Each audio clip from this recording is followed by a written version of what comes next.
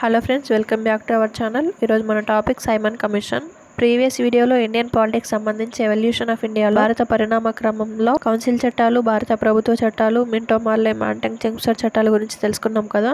దాని కంటిన్యూషన్ పార్ట్లో ఈరోజు సైమన్ కమిషన్ గురించి తెలుసుకుందాం. ఒకవేళ మీరు ఆ వీడియో చూడకుంటే నేను డిస్క్రిప్షన్లో లింక్ ఇస్తాను. ఆ వీడియో చూసిన తర్వాత ఈ వీడియోని చూడండి. సైమన్ కమిషన్ 1927 మాంటెంగ్ చెంగ్స్ఫర్ చట్టం ప్రవేశపెట్టిన సంస్కరణల పరిశీలన కోసం సైమన్ కమిషన్ ఏర్పాటు చేశారు. ఈ సైమన్ కమిషన్లో 6 సభ్యులతో పాటు రాయల్ కమిషన్ ఏర్పాటు చేశారు. ఈ సైమన్ కమిషన్లో సభ్యులందరూ ఆంగ్లేయులు కావడంతో ఇండియన్స్ దీన్ని పూర్తిగా వ్యతిరేకించారు. ఇది ఇండియాను 2 సార్లు విజిట్ చేసింది.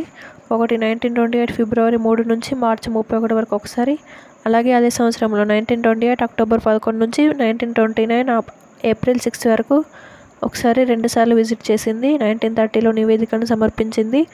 దానిలో ఉన్న ముఖ్యాంశాలు వచ్చేసి ద్వంద్వ పాలనను రాష్ట్రాల్లో రద్దు చేశారు. డయార్చీ సిస్టమ్ పద్ధతిని 1919లో ప్రవేశపెట్టారు. ఇది మనం ప్రీవియస్ వీడియోలో ఎక్స్ప్లెయిన్ చేశాను నేను. ఒకసారి చూడండి, రివిజన్ చేసుకోండి. ఈ డయార్చీ సిస్టంలో రిజర్వ్డ్ మరియు ట్రాన్స్ఫర్డ్ అనే పాలనాంశాలు ప్రవేశపెట్టారు. దాన్ని రద్దు చేశారు. అలాగే శాసనసభలో మంత్రులకు అవకాశాన్ని కల్పించారు. మొట్టమొదటిసారిగా సమాఖ్య వ్యవస్థను సూచించింది. ఏకకేంద్ర వ్యవస్థను రద్దు చేసి సమాఖ్య వ్యవస్థను సూచించింది ఈ చట్టం సైమన్ కమిషన్. నెహ్రూ రిపోర్టు 1928.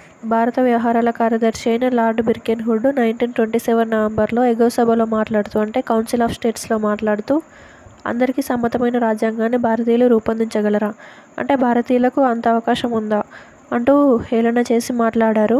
సవాల్ విసిరినట్టు మాట్లాడడంతో 1928 మే 19 ఐఎన్సీ సమావేశమై బాంబేలో అఖిలపక్ష సమావేశాన్ని ఏర్పాటు చేశారు. దానికి అధ్యక్షుడిగా మోతీలాల్ నెహ్రూ, కార్యదర్శిగా జవహర్లాల్ నెహ్రూ హాజరయ్యారు. మోతీలాల్ నెహ్రూతో పాటు 8 మంది సభ్యులు హాజరయ్యారు. దాని ఫలితంగా భారతదేశానికి స్వయం ప్రతిపత్తి ఇవ్వడం, అల్పసంఖ్యాల వర్గాల వారికి అసెంబ్లీలో కనీసం 10 సంవత్సరాల పాటు కొన్ని స్థానాలను కేటాయించడం, అలాగే మొట్టమొదటిసారిగా ప్రాథమిక హక్కుల గురించి ప్రస్తావించిన రిపోర్ట్ ఏది అంటే నెహ్రూ రిపోర్టు.